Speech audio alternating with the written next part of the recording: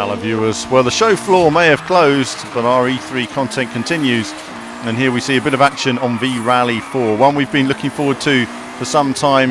And Big Ben have graciously sorted us out with some access so we can cover the game and see the demo being shown in more detail. Here you see a bit of hill climb action, and I've been going through the game, or going through the demo at least. It's being shown this weekend just to see some of the different tracks and modes that we can look forward to at this early stage. The game at the moment, again, like many at the show, still at an early stage of development, so there is a lot of elements being worked on at this time, and you'll see various changes over the course of the next few months as they bring it all together. Not much time now though. Game is released some point in September, and we look forward to receiving a release date on that very soon. But either way, hill climb here, it's quite narrow, quite tricky. You really need to use throttle control. I was expecting a game that was a bit more arcade-like, but it turns out that actually it's very challenging indeed, and will certainly take some practice and concentration to get right.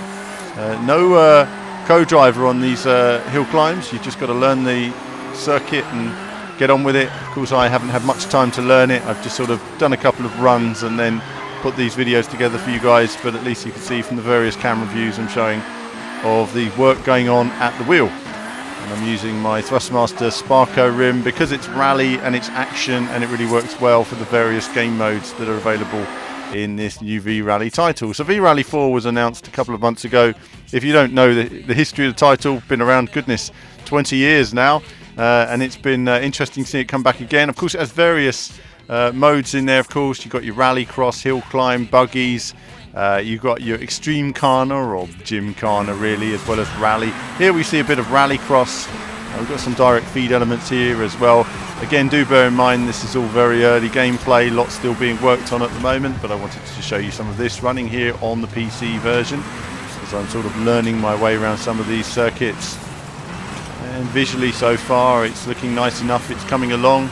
There's still work to do, certainly, in terms of bringing it all up to the finished stage, and there's some issues with lighting here and there they're going to be working on and bringing those together, but thoroughly enjoyed it. And of course, jumping on to the actual rallycross in the triple screens as well. A little bit of single screen, a bit of triple screen, and bringing it all together. It certainly is a bit of a destruction derby. It's very intense, and again, it's funny. It's sort of, again, I guess I don't like to use the word simcade, but there is an element of it that's sort of simulation in terms of your inputs, but of course with the accentuated speed, if you like, and intensity, it's a bit of a destruction derby at times when you're racing around and there's tyres flying everywhere, and if you hit them hard enough you will roll your car, so you do need to slow down when there are obstructions on the road.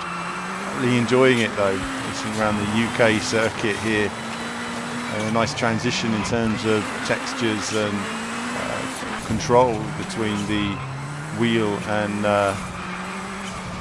between the surfaces that you're driving on, as I'm looking at these different variants of the same course here. This was a different run on a different variant on that course. There are different courses within each location. I'm not entirely certain as to how many tracks and courses are going to be in the final game. I think when you've got so many game modes, one of the key things is going to be how much content is actually in there to support each game mode. You know, sort of jack of all trades and master of none is always the concern. That's something we've encountered before in Dirt 4, so I think here we really want to see that V-Rally can bring it all together. And if there was one thing about V-Rally, the original, that always stood out to me, was it had, 40 odd rally circuits at the time, which was an incredible amount of content. So you can see here again various views and angles of myself just testing out the rallycross circuits. Again, the AI there, it's a bit destruction derby. They're again still a work in progress at the moment, and no doubt we'll see how they improve over the coming sort of weeks and months of development still to go. But either way, I was enjoying this a great deal. I think it's clear to see from the video when you're playing a game whether you're enjoying it or not. These cars were all very fun to drive. Various assists and car tuning are there for you to set to the level you want. Of course, you've got the rallying, which is the core aspect of V-Rally. Again, I don't know how many rally sort of locations there will be in the final game, but either way, the stages, there's a range of stages, much like WRC 7 in the sense that you have the standard stages and then you have sort of that super stage that joins it all together. And my goodness me, is the super stage a behemoth for some of these stages. I don't know how long it's going to be, but it's going to be long, it's going to be epic. So I guess if you like WRC7, you're going to love this. It really is an epic amount of sort of length in terms of the rally circuits I've seen here, but still very much a work in progress, and I don't know how many there's going to be in the final game. Various cars here. I'm driving the Skoda, but I did see the Lancia Delta, which is obviously gives you that Sega Rally vibe, but it was quite tricky to drive. Rear end standing out everywhere. I thought, let's play it safe for the video, and then after this I'll see if I can work on more videos later on some of the other vehicles that are in there. And again, just seeing these different environments which weren't showcased before in WRC, but they're quite tricky. I mean, these stages are very narrow. I think we were expecting this to be more arcade-like, and it's basically WRC7 on different stages in terms of the handling and feel. I mean, it's very tricky in terms of control and balancing the throttle, and no doubt setting your car up to super style. Even within a single class, the different cars within that class are going to handle very, very differently. So it's about finding the right car and the right style for you to get the maximum enjoyment out of it. And again, all of that is a work in progress as well, because they're still fine-tuning all those elements. So we look forward to seeing how that comes together. But I'm just sort of giving you a cross-section of the course here rather than the full run of it. No doubt I will have some full runs of some of these stages on the channel. You've got these big trophy trucks.